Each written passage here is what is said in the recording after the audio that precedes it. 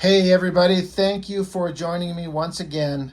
Calvin and Hobbes. I have wanted to look at this for so long.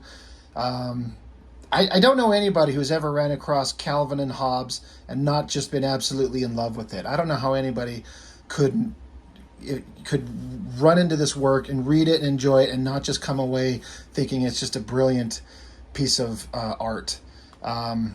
So this is the last in a week-long series of different books that I've been doing. Obviously, if you've been watching the channel, you know this week we've done like art books and magazines and wizards and artist editions and various things different from the regular kind of comic book stuff that I usually do. We'll be getting back into that this coming week, but I was kind of saving Calvin and Hobbes. I kind of wanted to save what I think is the best for last, but also this book that I've actually got two of these, and this is the only one I could find at the moment, but the 10th anniversary book, it's a lot of material to go over. And so I was trying to think of the best way to get through it in a reasonably efficient kind of time frame. One of the things I really like most about this is that there's a lot of commentary by Bill Watterson, the creator, talking about the creation of the character, the strip, how he views it, his opinions on all kinds of stuff. And there's some really interesting stuff in here that really gives insight to who Bill Watterson is. I kind of made a few little highlighted notes as we go through some of these, but in here he's talking about classic comic strips and Blondie, Beetle Bailey, Dennis the Menace, Peanuts, Doonesbury, all these classic comic strips, and how he wanted to get into doing his own works, talking about how they work. Syndicates, basically places that, I guess like a publisher is the best way to think about it, and how it's kind of a difficult battle to the artistic integrity of the work that you want to do versus what the syndicate, the business, what they want from you. And then getting them into newspapers is a trick. I remember when I read this first, I'm sorry, I wish I could get this, the format of this thing is so weird, I can't get everything into the panel at the same time, so I have to remember to go back and forth. But this is one thing that I always thought was really interesting when I read this.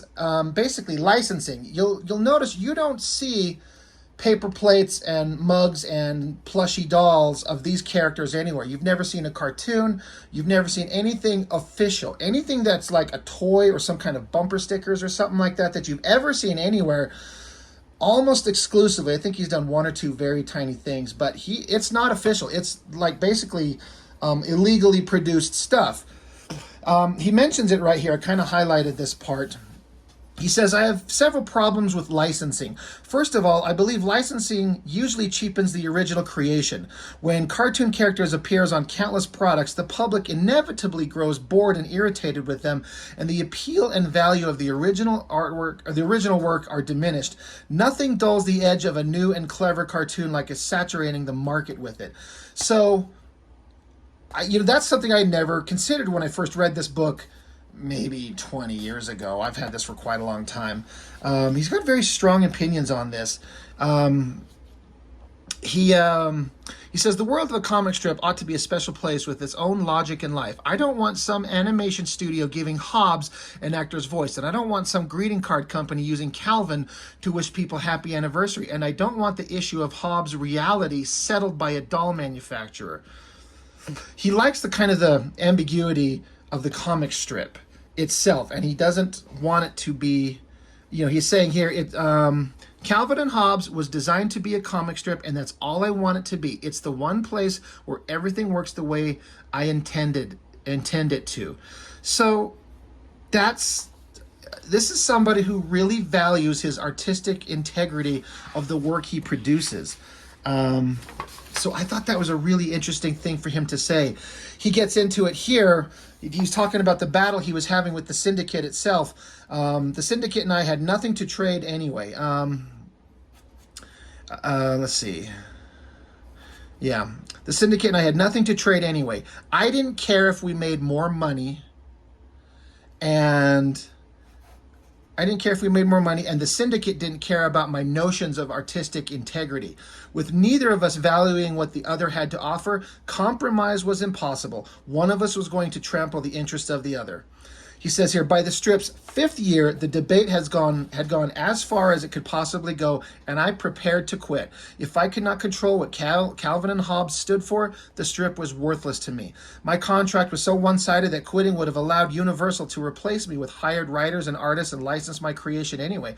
But at this point, the syndicate agreed to renegotiate my contract.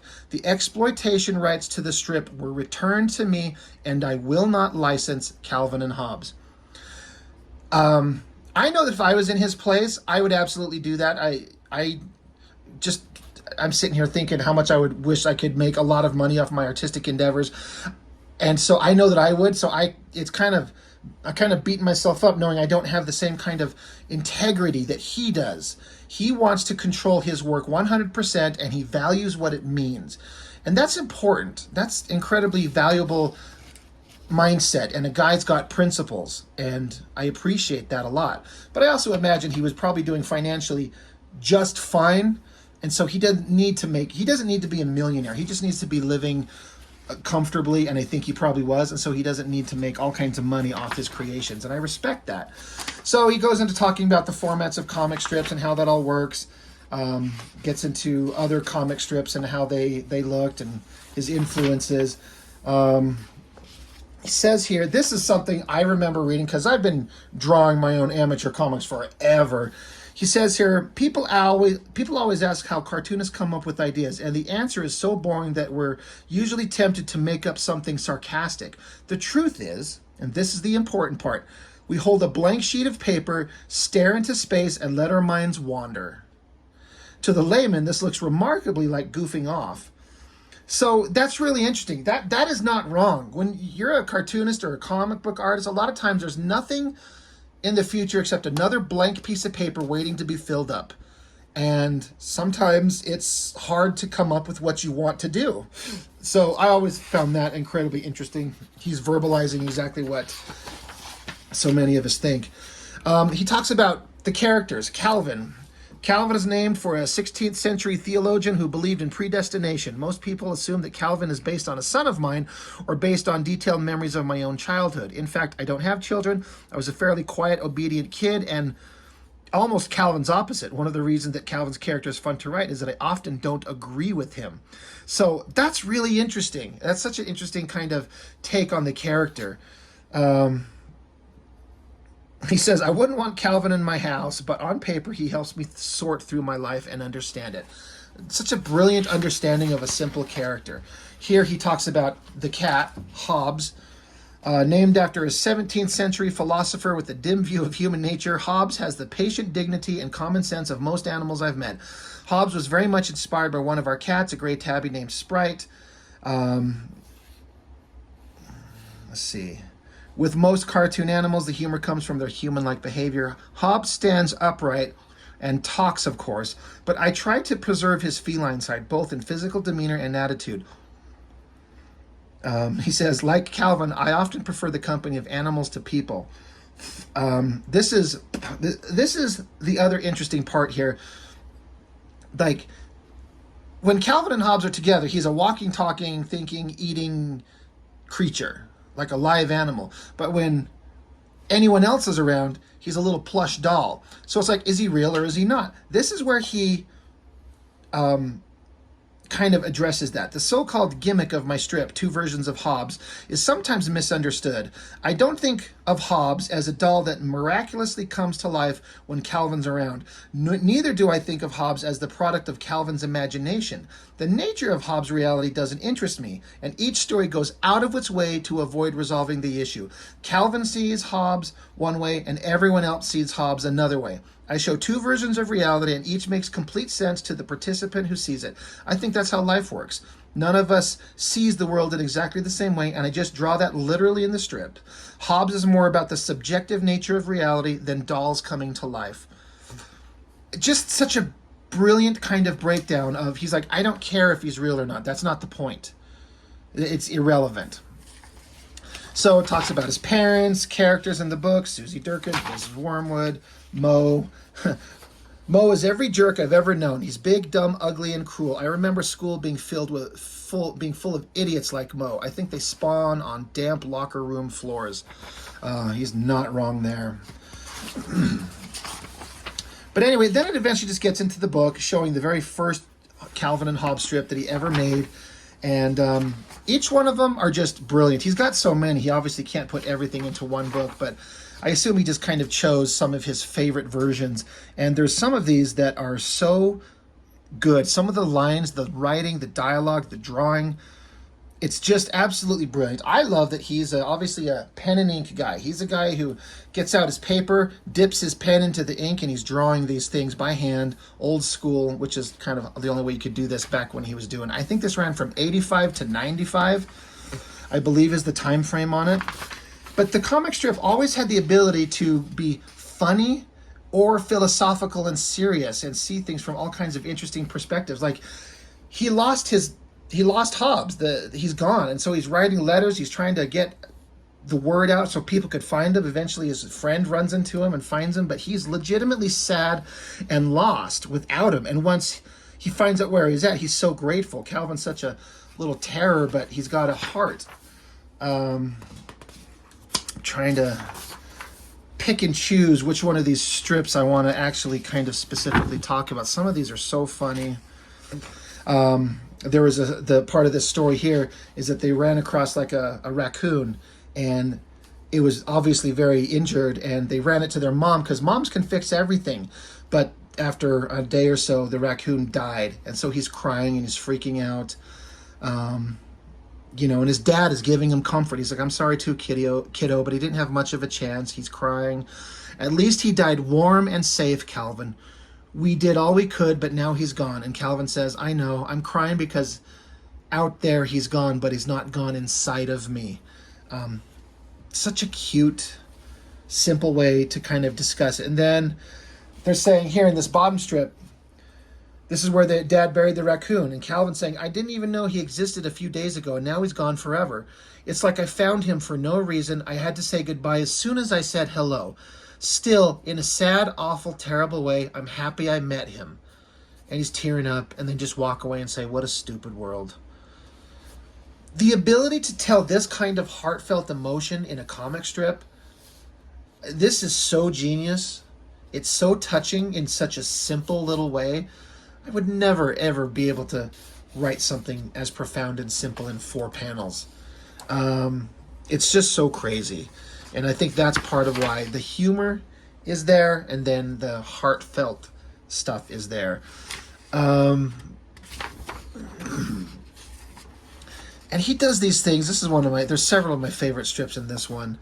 The timing and the build-up on these things. Like, he's written to be way smarter than a kid would be, but I don't know, this whole strip, I'm not going to read you the whole thing just because I know this video could go forever if I start reading all my favorite ones. There's a couple of them that I want to read directly because it's so funny.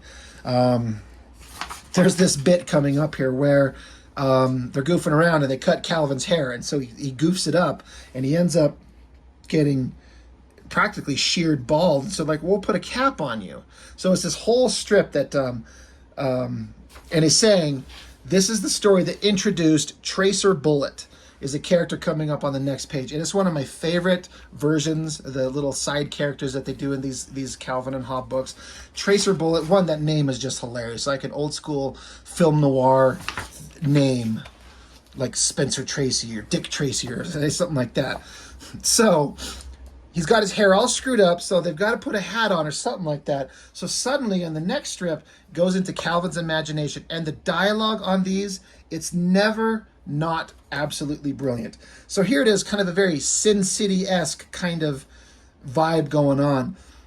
My cigarette smoke mixed with the smoke of my 38. If business was as good as my aim, I'd be on Easy Street. Instead, I've got an office on 49th Street with a nasty relationship with a string of collection agents.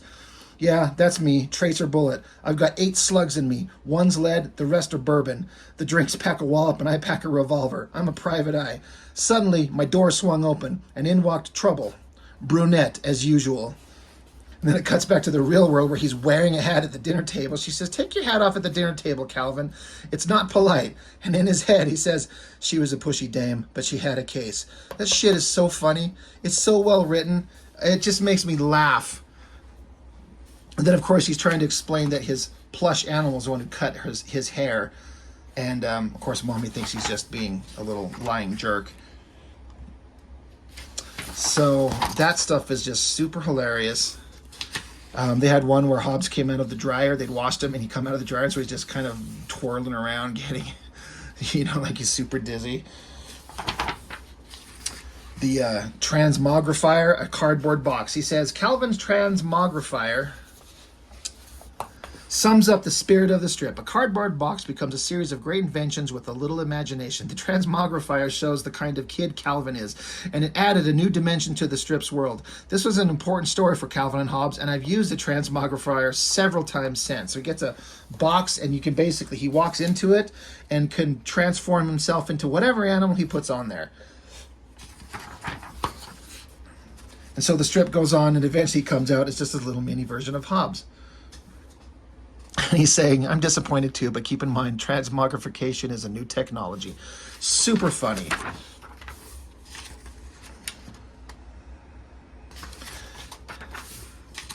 This is another...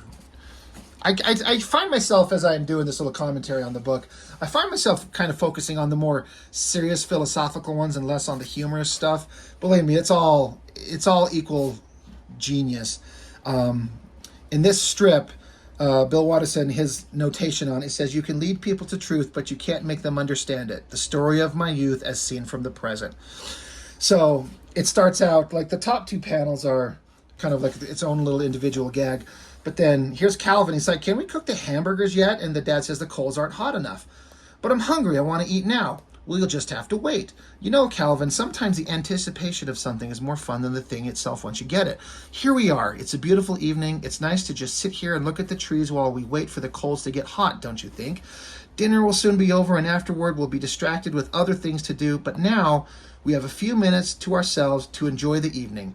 These summer days go by so quickly. It's good that every now and then we have to wait for something."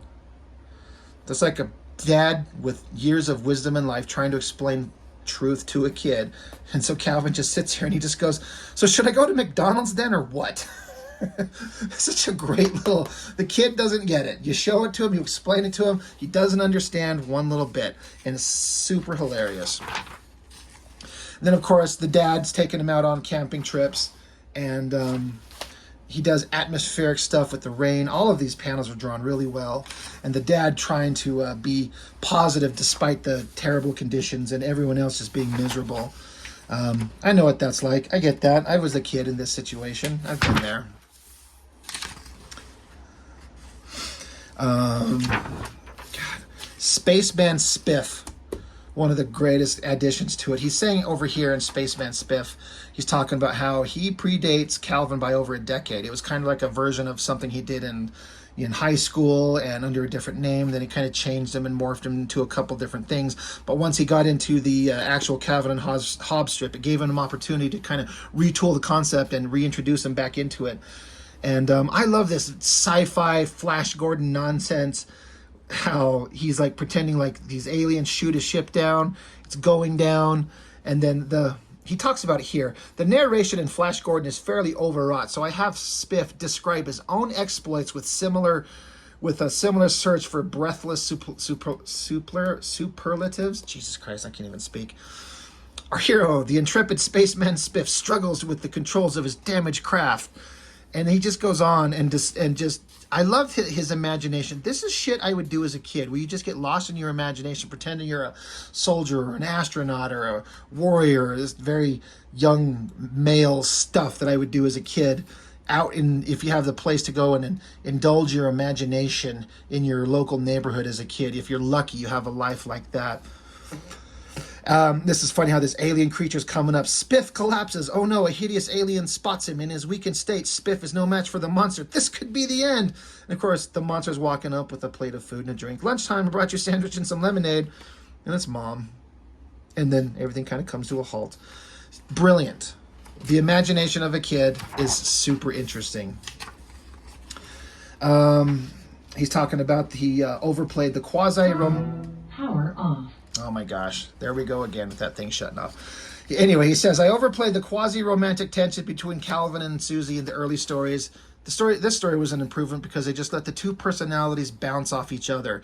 And how she's so dead serious and he's such a goof off but thinks he's serious. He doesn't know any better.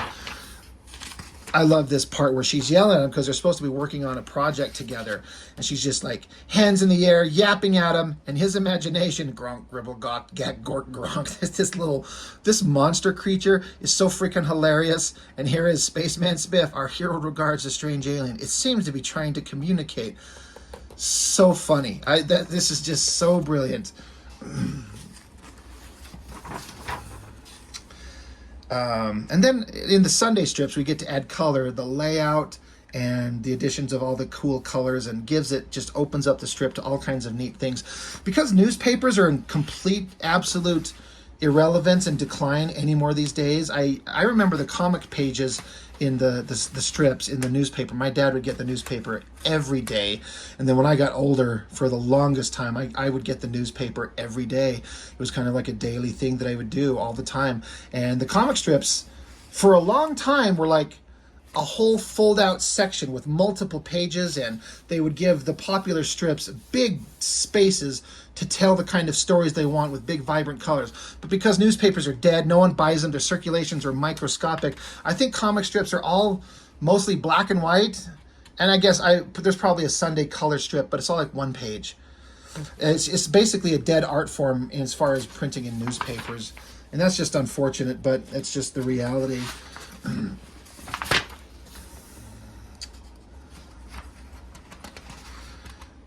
Oh yeah, this one hit me really big. He says, I think we've all gone through something like this story. You die 1,000 deaths before you even get in trouble. He comes running up because he's freaking out. He says, my dad said I could use his binoculars as long as I was extra careful with them, but I just broke them by accident. So he's like, so I now need some advice. Should I run away or commit Harry-Carry over the binoculars? He's like, yeah, maybe both. So Calvin's just freaking out over how he broke something, and he's freaking out when his dad is going to find out.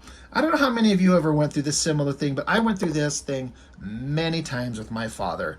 And my father's a great guy. I love him. We have a great relationship to this day.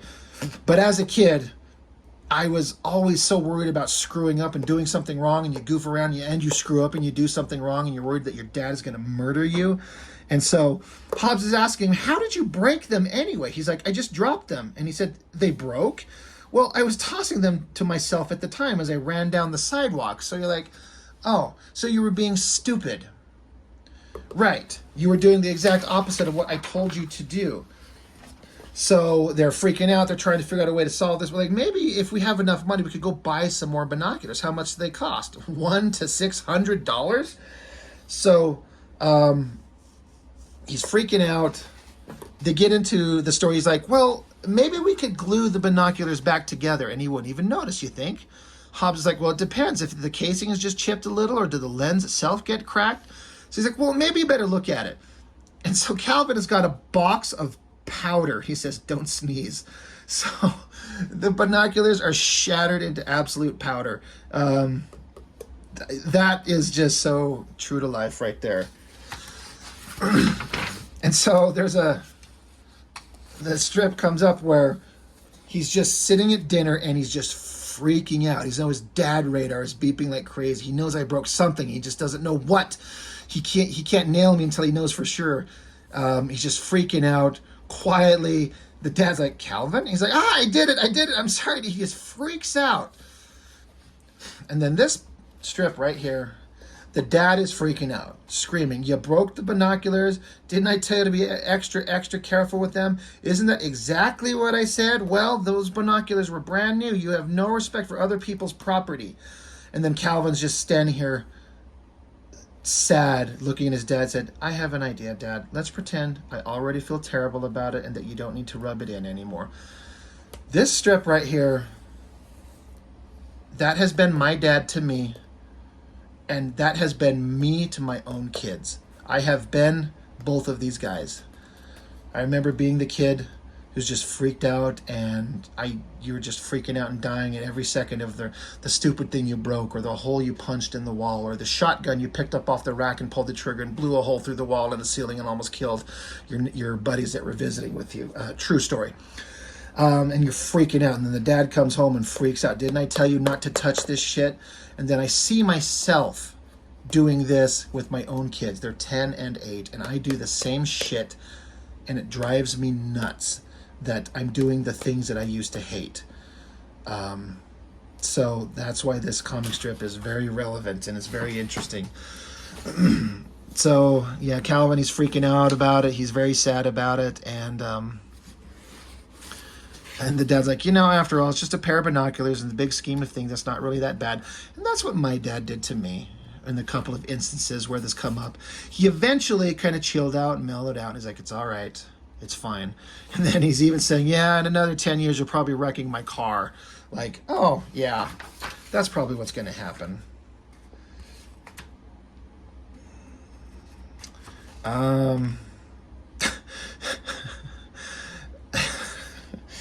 This is sorry. Some of these I kind of forget about it. So Rosalind is like a babysitter when the parents go out. This is one of the better Rosalind stories. With each one, it gets harder to top the previous conflict. So this time I added Stupendous Man to the mix. So it's funny because Calvin is dirty as hell. So they put him in the tub and he's screaming because he hates it. But his screaming is unbroken throughout all these moments. She's telling him what he needs to do. You need to chill out. You need to get clean. And then she's at the end, he's just screaming. She's like, for goodness sake, Calvin, take a breath before you pass out on the floor. That is so funny. It makes me laugh right here. Brilliant. Absolutely brilliant. This is another great one. He's like, the dad's telling him, like, you need to be a good kid, Calvin. Okay, we're going, Calvin. And Calvin, yes, he does that whole, like, thing across your throat, like, I'll kill you. So Calvin, he recognized it. He's like, I think I'll sit in the middle of the floor and look at the wall tonight. And the babysitter's like, good, I'll tell you when it's bedtime. Brilliant. And, of course, they introduce Stupendous Man, like a superhero, a comic book character. Puts on a mask and a cape to do stupendous things to her and ends up wrestling her and freaking her out and just pissing her off. He makes a comment about comic books in here when he talks about Stupendous Man. I'm curious if I haven't passed it up. We'll get to it. He's got a very dim view on comic books. But, I mean, it's all kind of the same thing. They're drawings, black and white ink with words telling a story, but these are comic strips. Comic books are different things. But, yeah, he gets into it a little bit later here.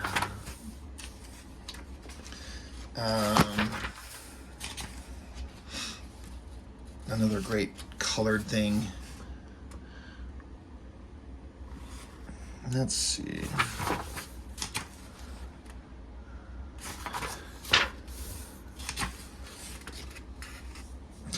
He says here, I'm often paralyzed by being able to see all sides of an issue. I worked that into my interest in art for this strip, which was a lot of fun to draw. This weird artistic, like, oh no, everything is suddenly turned neo-cubist. It's super funny.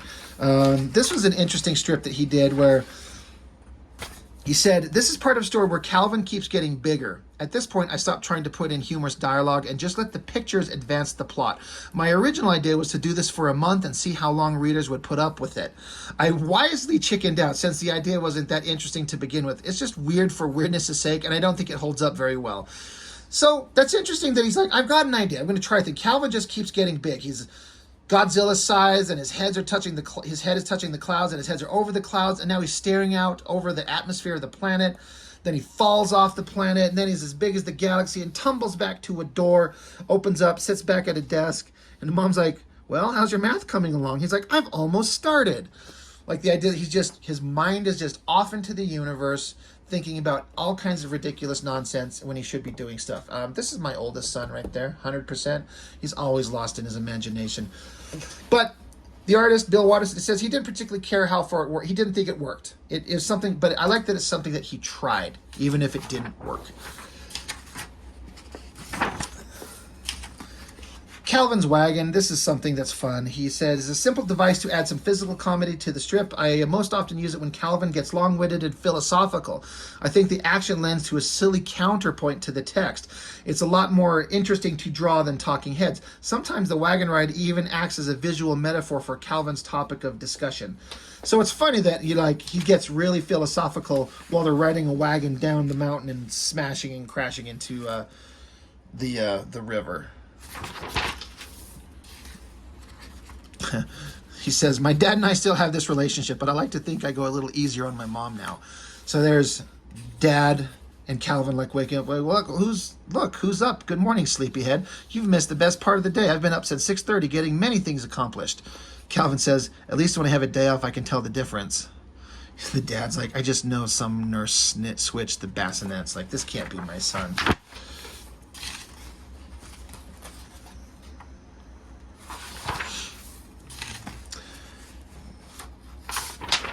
So, oh yeah, this was funny, where he uses the transmogrifier, that box, and turns it into a duplicator. So multiple versions of him come out. There's Calvin regular one and then Calvin one, so there's multiple versions of him. So he just gets in there and creates a whole bunch of them. And he's like, your duplicator is a big success. And one of the Calvin duplicates saying, are you kidding? It burned out after the fifth one of us.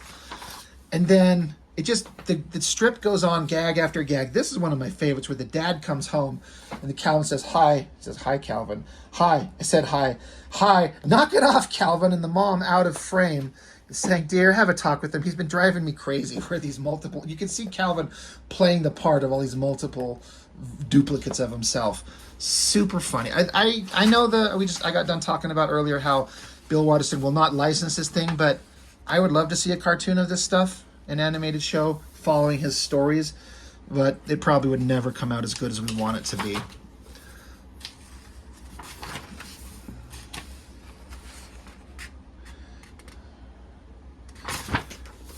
Just trying to think of some of the more interesting ones so this doesn't go too long, because I could just sit here and yap on and on about this forever. He talks about how he has no interest in organized sports. Yeah, he says, I have no use for organized sports of any kind, but they have this game called Calvin Ball. And how do you play Calvin Ball? Well, you just make up the rules as you go.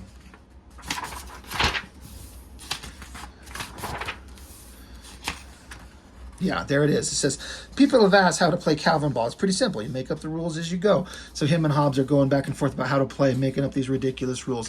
Super fun. Page where Calvin's sword fighting this gross pile of food on his plate because he hates it. More of this. Tracer Bullet. Tracer Bullet stories are extremely time-consuming to write, so I don't attempt them often. I'm not at all familiar with film noir or detective novels, so these are just spoofs on the cliches of the genre.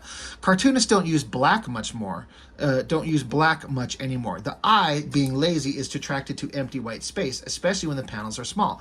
So we miss some dramatic possibilities that way. So it's this whole long strip, starting with, there's a desk, like a table, tipped over, and a lamp is smashed. She screams, and so we get into the great dialogue that he writes.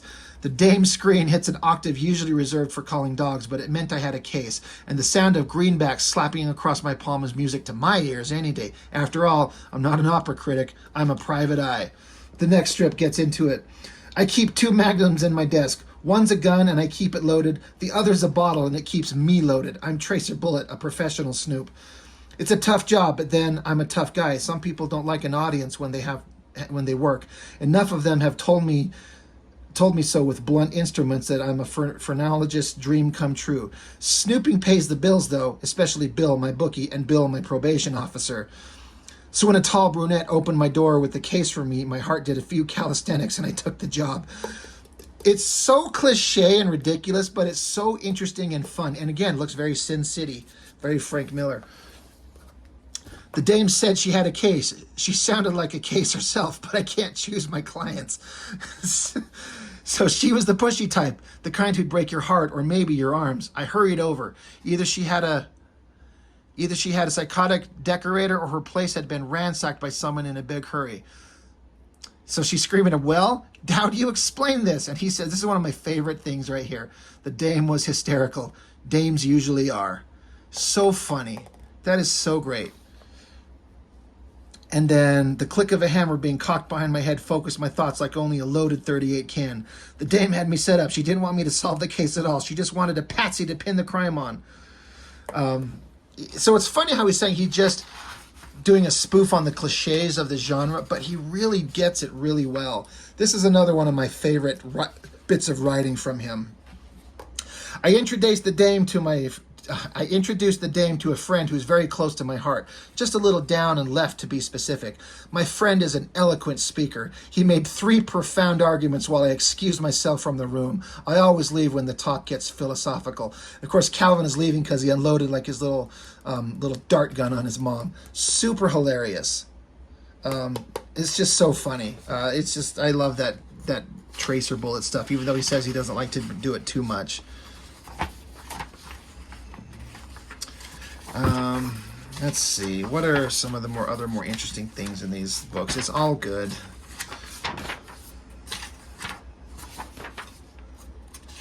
He's talking about in this strip how he got in the mirror and used his own face as reference to draw all these silly kind of experimentations on expressions. Really funny. Another, even more Sin City. And before Sin City, like this, I don't know. I think Sin City came late in the game as compared to the publishing schedule of this. But I love this, like these little black shapes here that are just this drawing. But once you put black behind it, it suddenly pops out. Calvin suddenly realizes the world has no hue, value, or chroma. Have the photoreceptors in Calvin's eyes stopped working properly, or has the fundamental nature of light changed? Perhaps some strange nuclear or chemical reaction on the sun has caused electromagnetic radiation to defy separation into a spectrum. Maybe objects no longer reflect certain wavelengths. Whatever the case, it's clear to Calvin that there's no point in discussing things with his dad. And so it goes back to real world. The problem is you've seen everything in terms of black and white. And Calvin screaming, sometimes that's the way things are. Very brilliant, very good bit of writing, and beautiful artwork, like really neat. That's really cool. I think a lot of artists saw this and tried to emulate that. I've seen that reproduced outside of the Sin City vibe.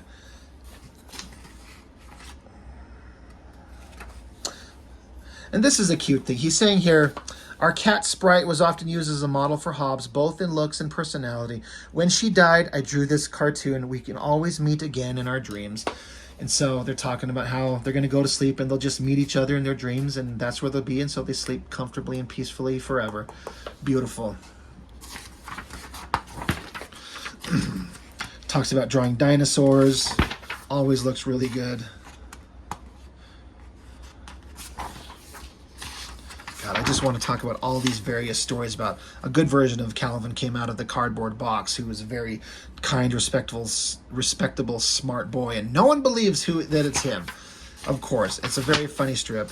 This right here might be my single most favorite strip in the entire book ever, because he's doing, it says here, drawing the strip as if it were a soap opera strip is a fun visual surprise, and the serious pictures make the dialogue even more ludicrous. For the sake of the satire, I wish I'd drawn this more stylishly the way the best cartoonist of those strips did.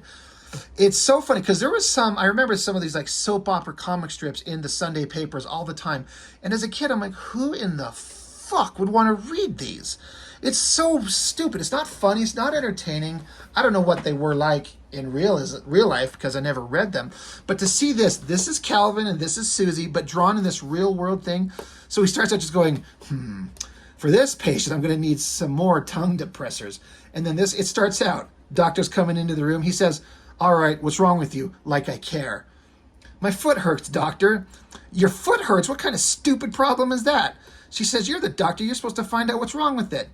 And again, this line where he says, all right, what's wrong with you? Like I care. One of my favorite lines. Is so funny. I could just imagine these kids trying to pretend to be adults. And this is so great. The juxtaposition of the real world, more serious drawings with this kid dialogue. And then this line, I've used this in my life for years. It's psychosomatic. You need a lobotomy. I'll get a saw. That is just the funniest thing I've ever read in my life. And she says, a lobotomy? That's not what a real doctor would say. He says, yeah, who's wearing the stethoscope? You or me. Here's a mallet. Do you want anesthesia? She's freaking out. That's to test reflexes. You don't know anything. He says, how about a shot then? Like a shot in the mouth. That does it. I know more about medicine than you. I'll be the doctor now. Ow, ow, quit kicking. See, that's where your dumb foot hurts. Stop it. Say it. Say I am the doctor. And it just cuts back to them just not getting along, like the girl trying to be serious and Calvin being the goofball that he is. This is so funny. I never get sick. I think there could be a whole strip of things like this. This is something I'd like to see somebody explore more with ridiculous, childish dialogue done, up against the serious stuff. That's brilliant. That's so funny. That might be my favorite strip in the entire thing. Yeah, let's just keep going. I'm trying to wrap this up. This is another great bit of brilliant writing. I don't know where this comes from. The late 20th century drug of choice is TV. So here he is in front of a TV holding a bowl, and he says, "Oh, greatest of the mass media, thank you for elevating emotion, reducing thought, and stifling imagination. Thank you for the artificiality of quick solutions and for the insidious manipulation of human desires for commercial purposes. This bowl of lukewarm tapioca represents my brain. I offer it in humble sacrifice. Bestow thy flickering light forever." So funny how he's bowing down to the TV. That's just so brilliant. And again, Bill Watterson's writing is impeccable. It's humorous and relevant.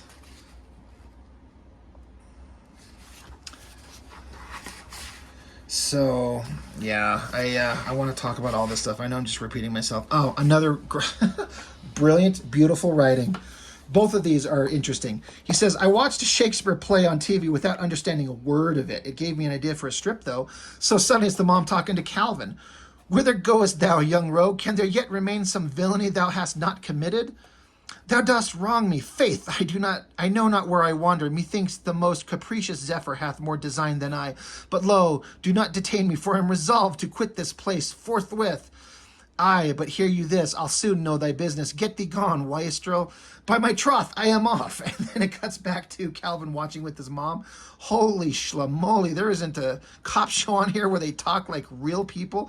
That is so well written. That is so funny. I laughed so hard at that. And here's where he gets into the comic book thing, where they're saying, Mom doesn't understand comic books. She doesn't realize that comic books deal with serious issues of the day. Today's superheroes face tough moral dilemmas. Comic books aren't just escapist fantasy. They're sophisticated social critiques. So Hobbes says, is Amazon Girl's superpower the ability to squeeze that figure into that suit? He says, no, they can all do that. So that's a funny breakdown of comics. And then Bill Watterson wrote down here, he says, you can make your superhero a psychopath, you can draw gut-splattering violence, and you can call it a graphic novel, but comic books are still incredibly stupid. I feel attacked, but he's kind of not wrong. So those are some of the best strips right there. All together is some of the best bits of them, those ones I was just reading to you. Everything is it continues to be brilliant. I'm trying to see if there's anything else in here that was really interesting or worth pointing out. Let's see.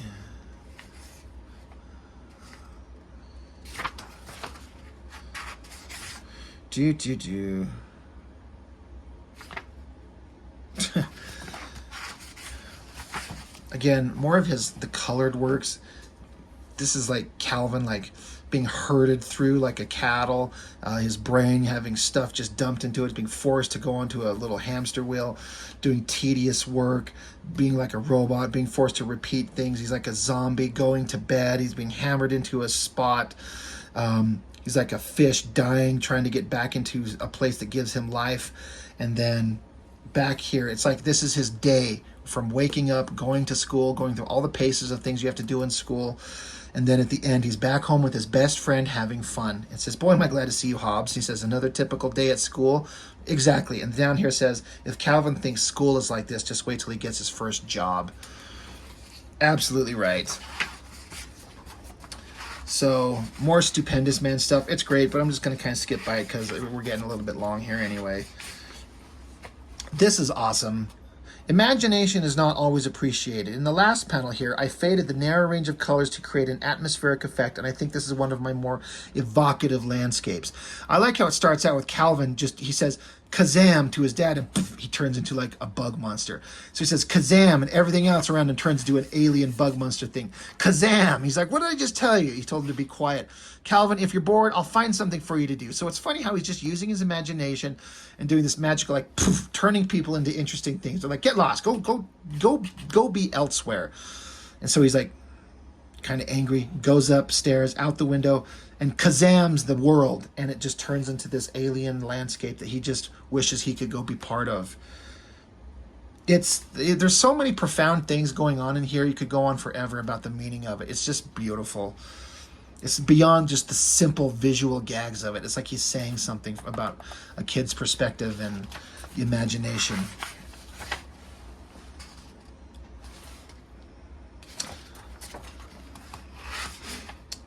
Let's see.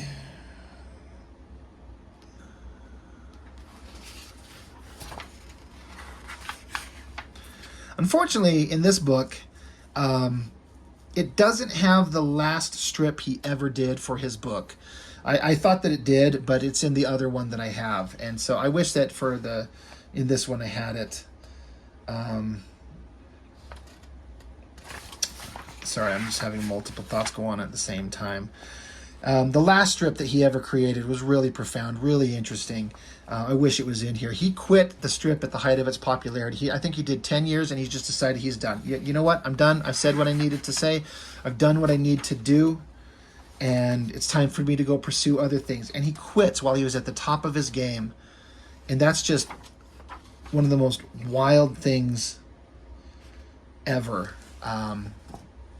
This is not the final strip he ever did. This is how I remember summer. When the strip captures real moments without making them saccharine or tidy, my work is very gratifying. And it just shows like a day in the life, a happy kid, a day in the life of a happy child. He jumps out of bed. They're eating cereal. They're reading the Sunday morning comics. They race outside. They're playing like, they got little guns. They're chasing each other around. They're taking funny pictures of each other. They're pretend digging up dinosaur bones. They're playing in the water. They're looking under rocks. They're running around playing Calvin ball. They're staring at the sky, looking at what it's in the clouds. They're wrestling with each other, throwing water balloons at their friends. They're climbing trees. They have a lemonade stand, but it's called a suicide drink. No one's buying. The cat dives onto him. The sun's gone down and the moon has come out. They're looking at it with their binoculars. Fireflies are floating around, and Mom has to drag him in the door. Summer days are supposed to be longer, but they sure seem short to me. He says, I'll say, we didn't get to do half of our itinerary. This was summer days for me as a kid. We're always doing fun shit. We're watching cartoons in the morning. We're playing with our toys. We're running out the door. We're jumping on our bikes to go riding. We're playing with our friends. When the sun starts going down, my older brother and I, one of my most favorite memories is we had a relatively big-sized backyard in a house out in the middle of nowhere where we grew up. And my brother and I, we each had a baseball bat on either end of the yard and a frisbee. And so the gag was to take the frisbee and throw it to each other, but not to catch it. It's just to hammer it as hard as you could with the baseball bat. Just blast it. And that plastic frisbee was pretty sturdy for a while, but eventually it formed a little crack. And it got bigger and bigger. And so until eventually, you had the whole round frisbee, but the crack went through like 90% of it. But we'd still take and throw that fucking thing. It would flop around. And eventually, I can't remember which one of us hit it the final time. It might have been my older brother. He took a big hard swing at it and just blew it into two pieces. And we laughed our asses off. And it was right at this point, kind of in the strip, where after a day of fun, the sun had gone down and there was a little bit just dim light, and we're swinging baseball bats at this frisbee. We were laughing our asses off, having the greatest time of our lives. It's just so fun. We went inside laughing, showed our parents the frisbee, and my dad was like, "What the fuck did you do to the frisbee?" Like, we took a baseball bat to it. We had a great time. He just kind of like shook his head and went on about his day. That's kind of what summer days are like, and it's so beautifully portrayed there. Anyway, this has gone quite long enough. There's several things in there. When I did a first kind of brief look through this, I was going to talk about some things. There's just not enough time. Calvin and Hobbes. I've got a few books out there that I've reviewed. single issues of comics, that Superman for All Seasons, that Daredevil 181, that Deathblow Wolverine by Aaron Weisenfeld, that I call perfect comic books. They're just perfectly balanced and for what they are. This is a perfect work, a decade's worth of work by an absolute genius that shows us the joys and humor in life, and I can't imagine anything ever surpassing this. It's perfect, it's brilliant, it's beautiful, and if you've never read Calvin and Hobbes, by God, go pick up one of these books. You will not be disappointed. You will find humor and joy and wisdom and sadness and reflection and everything in the human condition wrapped up in a simple little story of a kid and his plush doll. It's absolutely brilliant. Anyway, that's all I've got for now. Thank you for watching, and I will see you on the next one.